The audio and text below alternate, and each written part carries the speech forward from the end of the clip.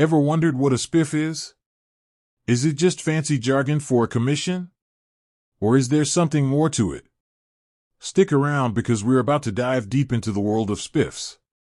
Let's start with a scenario. Imagine you're a salesperson.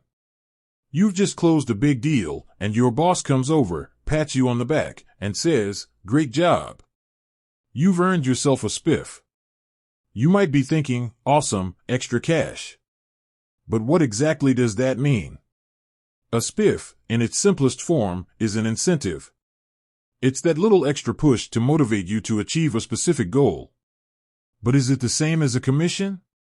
Well, not exactly. A commission is typically a percentage of a sale. It's directly tied to your performance. You sell more, you earn more. It's straightforward. A spiff, on the other hand, can be structured in various ways. It might be a flat amount for hitting a specific target, a bonus for selling a particular product, or even a reward for something like customer satisfaction. So, why do companies use spiffs? It's all about motivation. Spiffs can be used to boost sales, introduce a new product, offer spiffs to encourage sales teams, increase customer satisfaction, reward employees for exceptional customer service, improve employee morale. A little extra cash can go a long way in boosting team spirit.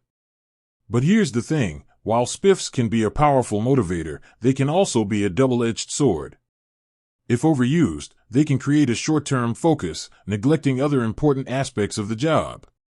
Also, if employees become too reliant on spiffs, it can impact their overall job satisfaction. So, how can companies use spiffs effectively?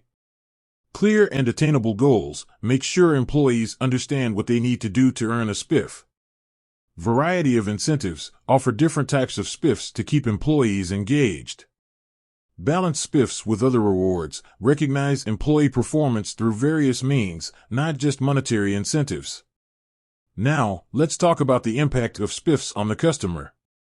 A salesperson motivated by a spiff might be extra enthusiastic about upselling or cross-selling. While this can be beneficial, it's essential to ensure that the customer's needs are always the priority. A pushy salesperson can quickly turn off a customer. To sum it up, a spiff is an incentive, not necessarily a commission. It's a tool that can be used effectively to motivate employees and boost sales, but it's essential to use it wisely. So, the next time you hear the word spiff, you'll have a better understanding of what it means and how it fits into the bigger picture. With that said, thanks for watching, and until next time.